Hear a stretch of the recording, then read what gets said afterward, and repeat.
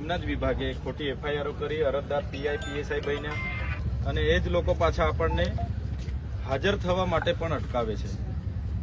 તો આ માત્ર ને માત્ર આપણી લડત તૂટી જાય, આપણને આવી ખોટી ખોટી એફઆઈઆરો કરીને કોર્ટ કચેરીને જેલમાં આપણે ફર્યા કરીએ, આપણું મનોબળ તૂટી જાય અને આપણે બધા મીટિંગો કરીએ, મળીએ, કંઈ સારું કામ કરીએ, કોઈને વળતર અપાવીએ, એ કોઈને ગમતું નથી। એટલે એના માટે જ આ કામગીરી પોલીસ અધિકારીઓ તો નોકરી કરે છે, પણ ઉપરથી એમના પર પણ કોઈના પ્રેશરો હશે કે ભાઈ આને અટકાવો, આના પર ખોટી ફરિયાદ કરો, આને જેલમાં નાખો, આને પાસા કરો, આને તડીપાર કરો। કેટલાકના મગજમાં તો એવું હોય કે આને વહેલી ફાંસી થઈ જાય તો આપણને અહીંયા ખુલ્લું મેદાન મળી જાય, હોય ને આવું? પણ તમારા જેવા ગરીબ લોકોના, વંચિતોના, કામદારોના, આદિવાસીઓના બધાના તમારા આશીર્વાદ છે અમારી પાસે, અમારા પર છે। કુદરતે કોઈનું અમે ખોટું કર્યું નથી, એટલે કુદરત બધી રીતે સહકાર આપે છે। એટલે તમે ચિંતા નહીં કરતા। આજે આપણને અંકલેશ્વર જવા દેવામાં નથી આવ્યા। સવારના 5 રાતના મારા ઘરે તો રાતની પોલીસ મૂકી દીધી હતી, છતાં અમે સવારે નીકળ્યા એટલે અહીંયા અટકાવું ત્યાં અટકાવું કરતા કરતા આપણે ડેડિયાપાડા પોલીસ સ્ટેશન સુધી આપણને લઈ આવ્યા। તો આપણે જામીન આપવા જતા હતા, જેને ઈચ્છા હતી કે આને પૂરી દો તો પૂરી દો મને। સાચી વાત છે કે ખોટી વાત છે? પૂરી દો ભાઈ, તમારે પૂરવું જ છે ને મને, તો પૂરી દો। 2 મહિના 3 મહિના જેલમાં બી ખાવાનું તો આપવાના જ છે ને, ત્યાં થોડા ભૂખે મારી નાખવાના છે। પણ અમારા લોકોના કામ નહીં થાય, લોકોને ત્યાં સુખ દુઃખમાં ઉભા નહીં રહીએ, કંઈ બી લડત ના લડીએ, એના માટે આ બધા ગતકડા ચાલે છે કે આને ક્યાં દબાવી દઈએ, ક્યાં ડામી દઈએ, આનું કાર્ય પૂરું કરી નાખીએ। એટલા માટે એકતા આપણી હોવી જરૂરી છે। આપણે આ વિસ્તાર હોય, આજુબાજુ વિસ્તાર હોય કે આદિવાસી હોય, દરેક માટે લડીએ છીએ। શિષ્યવૃત્તિ માટે બિરસા મુંડા ભવનનો ઘેરાવો કર્યો, અહીંયા બોગસ નર્સિંગ કોલેજો ચાલતી હતી તે વિદ્યાર્થીઓ માટે આપણે લડ્યા। જ્યાં પેલા કારખાનામાં રોજે મરી જાય છે, બ્લાસ્ટ થાય ને કંઈ થાય ને ફલાણું થાય, કોઈનો પગ તૂટી જાય, કોઈનો હાથ કપાઈ જાય, એમના માટે આપણે લડીએ। તો આપણે કોઈ ગુનો કર્યો છે કે? તો આપણે લડીએ છીએ। આ બાજુ ભ્રષ્ટાચાર થાય એના માટે લડીએ। અહીંયા આધાર કાર્ડ, પાન કાર્ડ ને આન તેન બધા કાયદા છે, કેવાયસી ને ફેવાયસી, એના માટે વાત કરીએ। રોડ રસ્તાની વાત કરીએ। અહીંયા ચાપટમાં સ્ટેચ્યુ ઓફ યુનિટીથી 10 કિલોમીટર ચાપટ ગામ છે, ત્યાં રોડ નથી। પેલી બેનને ડિલિવરી માટે પ્રસૂતિની પીડા થઈ, રસ્તો નહીં હોવાના કારણે એમ્બ્યુલન્સ નહીં પહોંચી, 10 કિલોમીટર જોડીમાં લઈ જતા હતા, તો રસ્તે બાળકને જન્મ આપી દીધો। તુરખેડામાં એક મહિલા જેને પ્રસૂતિની પીડા થઈ, લઈ જતા જતા રસ્તે મરી ગઈ બિચારી, એનું નાનું બાળક છે। તો એની મુલાકાતે આપણે કહીએ, સરકારને જયારે સાચું કહીએ છીએ તો કડવું લાગે છે, સાચી વાત મૂકીએ એટલે કડવું લાગે। અહીંયા જંગલ જમીનો કરીને આપણે માંગણી કરીએ ત્યારે આપણને નહીં આપે, પણ પ્રોજેક્ટ વાળાને 300 એકર બારોબાર ફાળવી દે, રોડ વાળાને સંપાદન કરી દે, એટલે આપણે બોલીએ છીએ। તો આપણને દબાવવાની વાત છે, પણ તમે બધા આજે આવ્યા છો તો આજ અમારી તાકાત છે, આજ અમારી શક્તિ છે, તમારા બધાનો સહકાર છે, એટલા માટે જ અમે આટલું લડી શકીએ છીએ। બાકી તો આ તો મને એકલો લડું એટલે મારું તો કારનું પૂરું કરી નાખે। આજે તમે આવી ગયા, બાકી આજે તો મને ઉચકીને લઈને જતા રહેવાના હતા।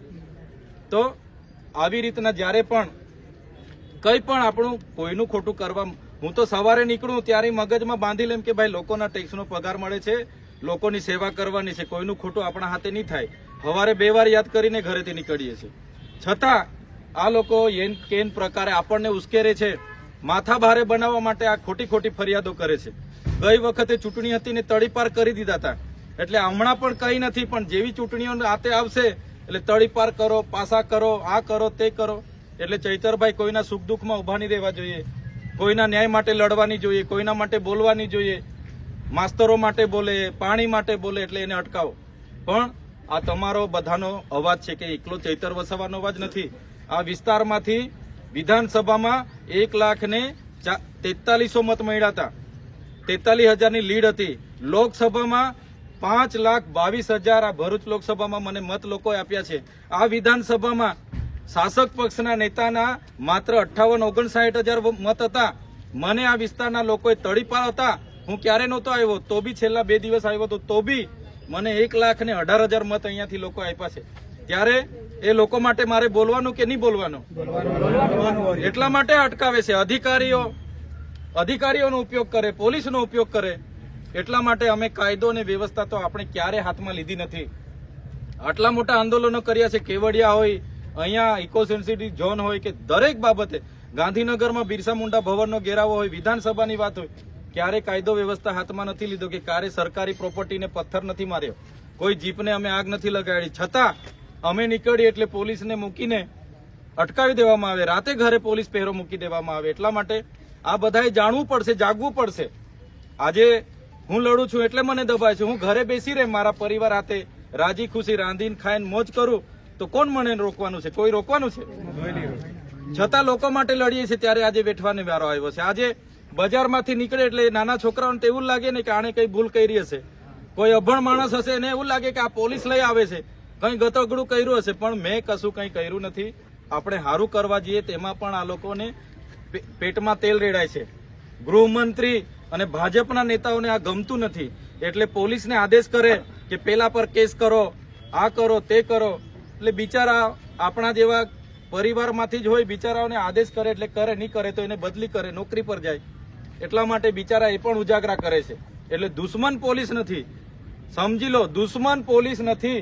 એ તો નોકરી કરે છે, પણ એના આકાઓ જે બેહીને આદેશ કરે છે એ આપણા દુશ્મન છે. એટલે દેશના ગૃહમંત્રીને અને અહીંના જે પણ નેતાઓ છે એ બધો ખેલ કરાવે છે, પણ ચિંતા નહીં કરતા. આપણો સમય આવવાનો છે, સમય બધાનો જ આવે છે ને, ત્યારે એ લોકોને પણ આપણે આપણું પાણી બતાવીશું. આજે સરકારો એમની નીચેથી લઈને ઉપર સુધી છે એટલે પાવર કરે છે, પૈસા, પાવર, વહીવટી તંત્ર, પોલીસ તંત્રનો આપણી સામે ઉપયોગ કરે છે. પણ ચિંતા નહીં કરતા, આપણો પણ સમય આવશે. બધા સાથે રહેજો, એક રહેજો, નેક રહેજો. અને કોઈ પણ જાતની કોઈ પણ ગેરસમજ ઉભી થાય ત્યારે જ્યારે પણ અમારી જરૂર પડે અમને કહેજો.